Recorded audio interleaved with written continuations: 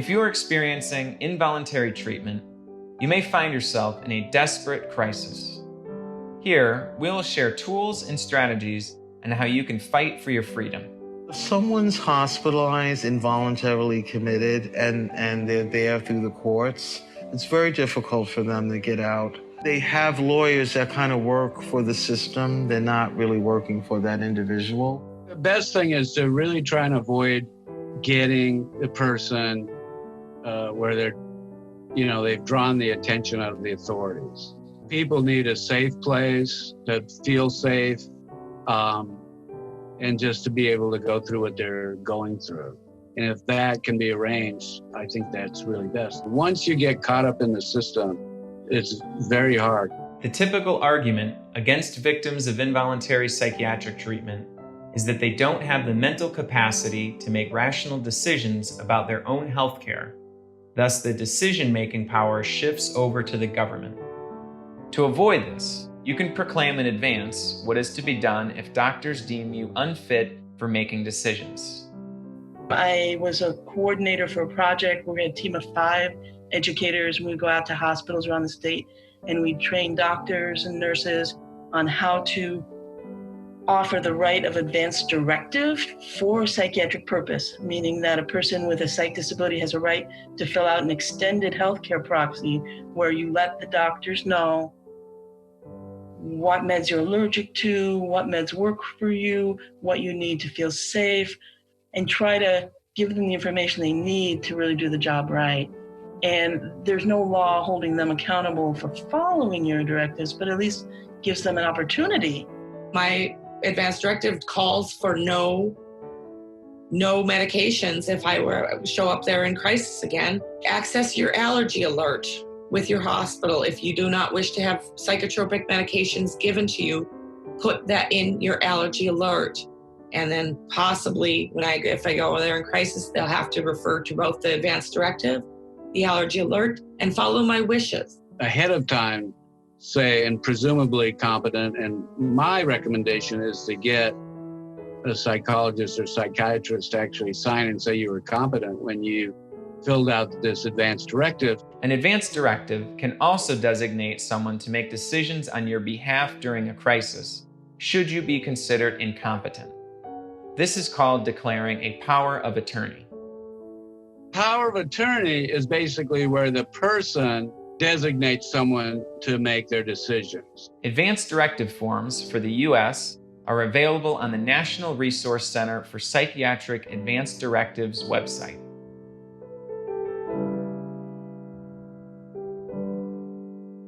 A guardianship is where the state appoints someone to make decisions for you. Someone comes in, usually the state, and says that you're incompetent to handle your affairs, your own business, and therefore we need to appoint someone to make decisions for you. Once a guardian is appointed or a guardianship created, then you now have the legal status of a child, and the guardian has the right to make all your decisions for you. I'm pretty against guardianships, as you can imagine. They're very grossly overused and abused. Lots of times the state or someone will move for a guardianship, and if the parent isn't appointed the guardian, then they'll have the public guardian appointed, and they're pretty indifferent and generally terrible. Be warned, even with all these documents in hand, it is possible for the mental health system to overrule your decisions and fight to take away a power of attorney or guardian if or when that person doesn't agree with the psychiatrists. Should you refuse treatment, a hearing will take place. While I'm in the hospital, I'm refusing the medication the second time. Not a good idea. They ended up putting me into a court hearing, and I did have representation, but it was not a lawyer who was worth any salt, and I got my say, but the psychiatrist of the hospital was taken. Their words were taken over mine. The hearings are actually conducted in the hospital. Some places have actual courtrooms. You have the psychiatrist and maybe some other people at the hospital that are against the patient. And then you've got the patient whose credibility is automatically shot.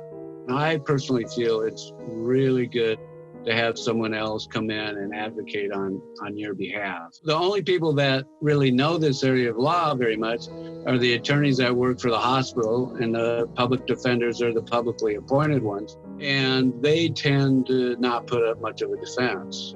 Public defenders usually get the cases for that day, or any particular day that they're going to have a court hearing, that morning. And then they might get 5 cases and be just one public defender.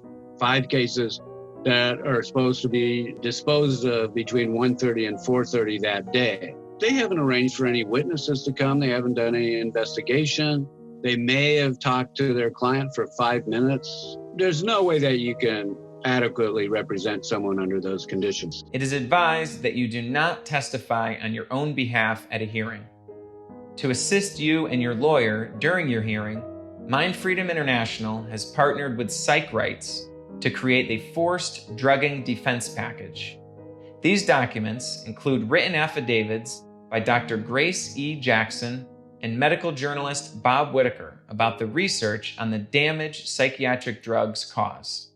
When it comes to fighting against an outpatient committal, survivors have had success by getting expert witnesses like a psychologist to testify on their behalf, modify their diagnosis, and provide evidence that forced drugging orders are an ineffective form of treatment. These tactics require legal expertise and support. For people going it alone, psychiatric survivors suggest a more accessible solution. It's a really tough situation. So I think unless you, again, have, some strong resources behind you, maybe the best thing is just to do what they want.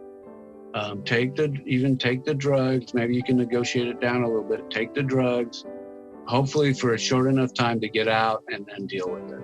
Luckily, I did meet some fellow patients who had been through this before and kind of asked them, what do you do to get out as soon as possible? And they said, here's some makeup, here's some clothes. Someone gave me some dresses. Like, you really need to look like you are putting yourself together and that you're practicing self-care, and just make sure you tell them that you accept that you're mentally ill and it was a mix up with your medication and you can't wait to be on these meds for the rest of your life, and you were so grateful for the help you received. And I said that, and I got out in 48 hours, perform as much as possible, because like any type of resistance will be used as an excuse to keep you there longer. It doesn't have anything to do with honesty. You just do what you think they want you to do so that you get out, because otherwise you don't get out. When I was the rebellious person, and that's why I stayed so long, because I was always yelling about what they were doing to somebody else. It's very important to understand that you're in a little system where the whole point is escape. You cannot afford to have a meltdown emotionally. You'll lose your right to leave the hospital. Don't fight in the hospital, give up, just call it a surrender zone, and then when you get out, try to change it. I do want to tell people to fight like I did in the hospital and refuse your medication, but that's going to lead to hell. My fight against being medicated turned into a year-long fight of being forced medicated. If you can control yourself, it'll be much easier. Follow protocol, and the faster you follow protocol, the faster you'll get out of there. It's no easy feat to escape involuntary psychiatric treatment. When you're locked in a psychiatric hospital because doctors have declared you to be mentally ill, it's natural to wonder, what is mental illness? In our next segment, we will challenge the medical model of mental illness.